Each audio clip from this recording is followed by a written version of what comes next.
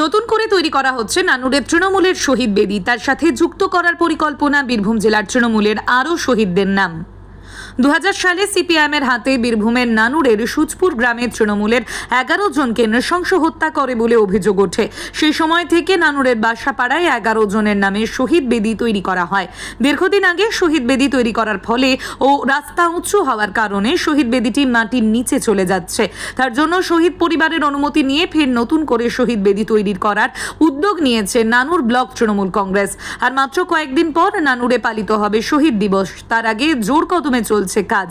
পাশাপাশি 21 তারিখে বীরভূমের তৃণমূলের কোর কমিটির বৈঠকে প্রস্তাব রাখা হবে যে বীরভূম জেলার সমস্ত তৃণমূল কংগ্রেসের শহীদদের নাম নানুরের এই শহীদ বেদিতে তুলে ধরার প্রস্তাব রাখবেন বীরভূম জেলা পরিষদের সভাধিপতি কাজল শেখ।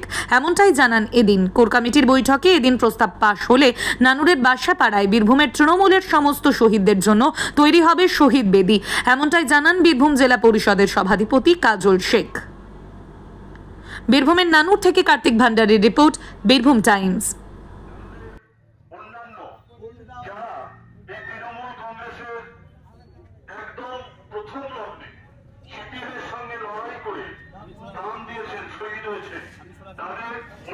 সদস্যদের সঙ্গে নিয়ে আজকে এই শহীদ নবনির্মিত শহীদ মঞ্চে উদ্বোধন করছেন মাননীয় সভাধিপতি ফাইজুল হক মহাশয়।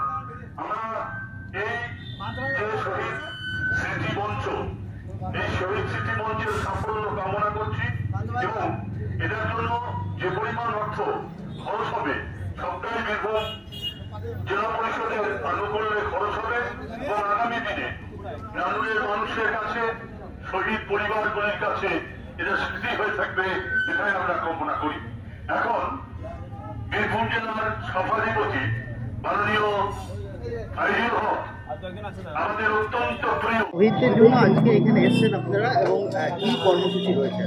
দেখুন, নানুরের 27শে জুলাই 2000 সালে যে 11 জন খেতমজুরকে নিষ্ঠুরভাবে নির্মমভাবে খুঁচিয়ে বামফ্রন্টে হাড়মোদ্রা হত্যা করেছিল, সেই শহীদ পরিবারের প্রত্যেকটি সদস্য যারা আছেন তারা এখানে এসেছিল এবং তাদের সকলের মতামত সাপেক্ষে এবং নানুর ব্লক তৃণমূল কংগ্রেসের সভাপতি, পঞ্চায়েত সমিতির সভাপতি, থুপসেরা অঞ্চল নেতৃত্ব সকলকে নিয়ে আলাপ আলোচনা সাপেক্ষে আমরা একটা জায়গা স্থির হয়েছে যে শহীদ মঞ্চটা এখানে আছে দীর্ঘদিন ধরে, সেই শহীদ মঞ্চটা রাস্তাটা উঁচু হওয়ার জন্য, সামনে যে রাস্তা আছে রাস্তা উঁচু হওয়ার জন্য এটা নিচে নেমে গেছে।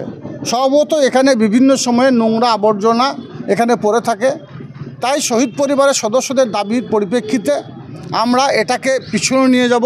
এই স্থানে শহীদ মঞ্চ থাকবে, কিন্তু যেহেতু পিছনে শহীদ মঞ্চ যাবে এবং সামনে একটা বসার শেড তৈরি করা হবে, অর্থাৎ শহীদ মঞ্চটা যেন সঠিক জায়গায় হয় এবং সব সময়ের জন্য সাফ সুতরা থাকে, পরিষ্কার পরিচ্ছন্ন থাকে, সেটা শহীদ পরিবারের সদস্যদের দাবি ছিল।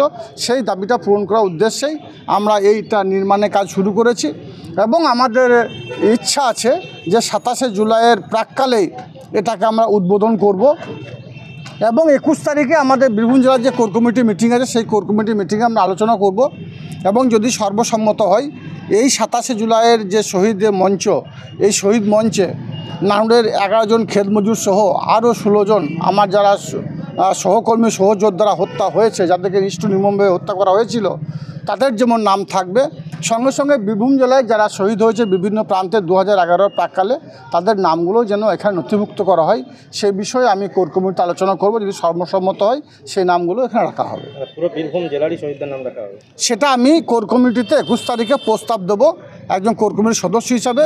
যদি সর্বসম্মত হয় তাহলে সবার নাম রাখা হবে, নাহলে যেভাবে বিগত দিনে নানুর বিধানসভায় যারা শহীদ হয়েছিল, যাদের নাম রাখা ছিল, তাদের নামই এখানে রাখা থাকবে।